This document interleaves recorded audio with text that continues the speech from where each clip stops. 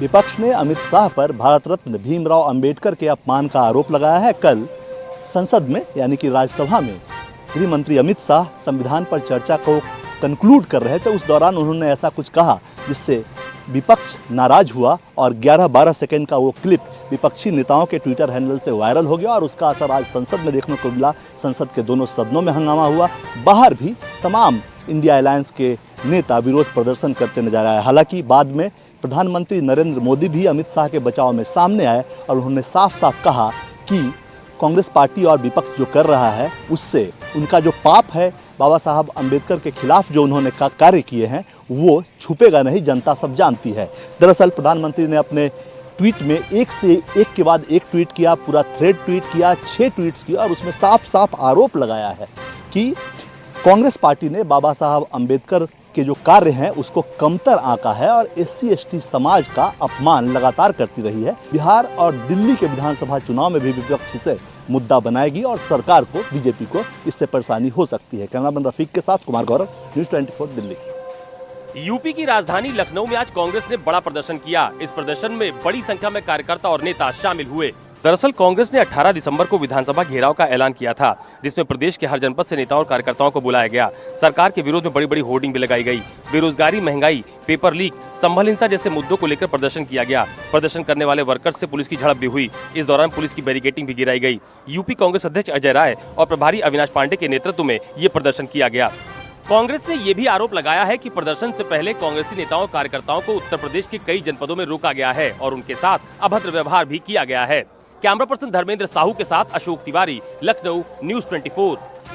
कांग्रेस प्रदेश अध्यक्ष अजय राय और यूपी प्रभारी अविनाश पांडे विधानसभा घेराव करने के लिए जा रहे थे। उनको पुलिस ने बैरिकेड लगा करके यहाँ पर रोक दिया है और जो अविनाश पांडे हैं और अजय राय हैं उनको यहाँ पर डिटेन करके आगे बैरिकेड के आगे रोक दिया है। अजय राय ने माइक पर अनाउंस करके जो तमाम कार्यकर्ता और नेता उनके साथ विधानसभा का घेराव करने जा रहे थे उन पे माइक पे कहा कि आप लोग जहां पर हैं वहीं धरने पर बैठ जाएं, क्योंकि यहाँ पर जो प्रशासन की तरफ से बैरिकेडिंग लगाई गई है वो यहाँ पर रोक दिया गया है और रोकने के साथ ही यहाँ पर उन्होंने धरने पर कहा कि आप सभी कार्यकर्ता और नेता बैठ जाएं। आपको बता दें कि 18 तारीख को यहाँ पर जो कांग्रेस की तरफ से बकायदा पत्र जारी करके कहा गया था और उसमें भ्रष्टाचार, बेरोजगारी, किसानों के मुद्दे को लेकर के 18 दिसंबर को प्रदेश भर के जो कांग्रेस के कार्यकर्ता थे उन्होंने यहाँ पर विधानसभा घेराव का ऐलान किया था, जिसके बाद प्रदेश अध्यक्ष और अविनाश पांडे यूपी प्रभारी उनके नेतृत्व में वो लोग यहाँ पर विधानसभा जो घेराव करने के लिए जा रहे थे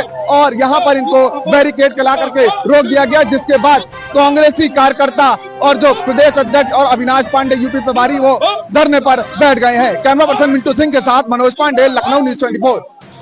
महाराष्ट्र में महायुति को जीत जितनी आसानी से मिली उतना मुश्किल हो रहा है सरकार बनाना।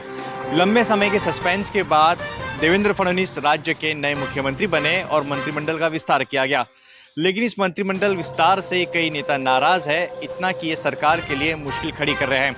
इन्हीं में से एक नेता का नाम है छगन भुजबल। मंत्री न बनाए जाने से छगन भुजबल इतने नाराज हो चुके हैं कि नागपुर में चल रहे शीतकालीन सत्र को उन्होंने बीच में छोड़ दिया और अपने चुनावी क्षेत्र नासिक के येवला पहुंचे। छगन भुजबल खुलकर अपने पार्टी के मुखिया अजित पवार पर हमला कर रहे हैं। छगन भुजबल साफ कह रहे हैं कि फडणवीस उन्हें मंत्री बनाना चाहते थे मगर अजित पवार ही तैयार नहीं थे। बागी रुख अख्तियार करते हुए छगन भुजबल ने कहा कि मैं कोई खिलौना नहीं हूं जिसके साथ वे अपनी मर्जी से खेले। ये लड़ाई मंत्री पद की नहीं बल्कि उनके पहचान की है। छगन भुजबल ओबीसी समाज का बड़ा चेहरा है और काफी लंबे समय से राजनीति में सक्रिय है। छगन भुजबल का कहना है कि वो अपने समर्थक और कार्यकर्ताओं से इस पूरे विषय पर चर्चा करेंगे और आगे की रणनीति तय करेंगे। सूत्र बता रहे हैं कि हो सकता है कि छगन भुजबल अजित पवार की एनसीपी से अपना रास्ता अलग कर ले। कैमरा पर्सन अचल सिंह के साथ अंकुश जायसवाल, न्यूज़ 24 मुंबई। महाराष्ट्र में नई सरकार के गठन के साथ मंत्रिमंडल का विस्तार भी हो गया है, लेकिन नए नवेले मंत्रियों को बंगले का डर सता रहा है। सूत्रों से जो जानकारी मिली है उसके मुताबिक मुंबई में स्थित रामटेक बंगला कोई भी मंत्री लेने के लिए तैयार नहीं है। उन्हें अपशकुन का डर सता रहा है। महायुति की पिछले सरकार में मंत्री रहे दीपक केसरकर ताजा उदाहरण है। उन्हें बतौर मंत्री रामटेक बंगला आवंटित हुआ था, लेकिन इस बार उनके हाथ से मंत्री पद चला गया है। मुंबई के पौष वाल्केश्वर इलाके में स्थित रामटेक बंगला मंत्रियों के बीच अपशकुनी बंगले के रूप में फेमस है। इसके पहले अब तक जितने भी मंत्री रहे उन्हें अपने पद से हाथ धोना पड़ा है। साल 1999 में जब कांग्रेस की सरकार बनी तो उप मुख्यमंत्री छगन भुजबल को यह बंगला मिला, लेकिन बाद में तेलगी स्कैम में उन्हें इस्तीफा देना पड़ा। अब ताजा उदाहरण दीपक केसरकर हैं। शिंदे सरकार में उन्हें मंत्री बनाया गया था और रामटेक बंगला आवंटित हुआ था, लेकिन इस बार जब नागपुर में फडणवीस 3.0 के मंत्रिमंडल का विस्तार हुआ, उसमें कुल 39 मंत्रियों ने शपथ ली, लेकिन उसमें दीपक केसरकर का नाम नहीं था। कैमरामैन विनोद सिंह के साथ राहुल पांडे, न्यूज़ 24, मुंबई। राजस्थान कांग्रेस की ओर से गुलाबी शहर जयपुर में सरकार की नाकामियों के खिलाफ बड़ा प्रदर्शन किया गया है। यहाँ पर केंद्र सरकार द्वारा मणिपुर की घटना को सही तरीके से निपटने में विफलता का तो आरोप लगाया गया। राजस्थान की भजनलाल सरकार जिसने कि 1 साल पूरा कर लिया है, उसकी विफलताओं को लेकर भी तमाम तरह के सवाल यहाँ पर पार्टी के बड़े नेताओं की ओर से दागे गए थे। जयपुर के शहीद स्मारक पर आयोजित कार्यक्रम में अरसे बाद पूर्व मुख्यमंत्री अशोक गहलोत, पूर्व उप मुख्यमंत्री सचिन पायलट, प्रदेश कांग्रेस अध्यक्ष गोविंद सिंह डोटासरा, टीकाराम जूली सहित तमाम बड़े नेता मौजूद थे और अपने बयानों से ये बार बार बताने की कोशिश कर रहे थे कि किस तरह सरकार विफल रही है। और यहाँ पर जब ये राजभवन का घेराव करने की कोशिश कर रहे थे तो राजभवन के घेराव के दौरान पुलिस ने यहाँ पर पानी की बौछार भी की और बौछार करने के बाद इन लोगों को यहाँ से आगे राजभवन की ओर बढ़ने से रोक दिया गया। तो उसके बाद अब कांग्रेस कार्यकर्ताओं का कहना है कि भले इन्हें आज राजभवन नहीं जाने दिया जा रहा है, लेकिन आने वाले दिनों में इसी तरह से कई मुद्दों को लेकर सरकार को अपनी ओर से घेरने में ये बड़ी कोशिश करते सड़कों पर नजर आएंगे। और जनता को जब तक बीजेपी के वादे पूरे नहीं होते तब तक वह सरकार पर भी लगातार दबाव बनाकर उन्हें पूरा करने के लिए सरकार को बाध्य करेगी। कैमरामैन विक्रम सिंह भाटी के साथ श्रीवत्सन, जयपुर, न्यूज़ 24। संसद में सत्ता पक्ष और विपक्ष के बीच टकराव की एक बड़ी वजह संसद के शीत सत्र में बना वन नेशन वन इलेक्शन यानी कि एक राष्ट्र एक चुनाव का मामला। इस बिल को पेश होने के साथ ही जेपीसी में यानी कि संयुक्त संसदीय समिति के हवाले कर दिया गया है और अब ये देखना है कि संयुक्त संसदीय समिति जिसमें 30 सदस्य रहने वाले हैं उसमें आखिरकार बिल पर किस तरह से मंथन होता है। सदस्यों के नामों पर विपक्ष की तरफ से करीब करीब सहमति बनती जा रही है।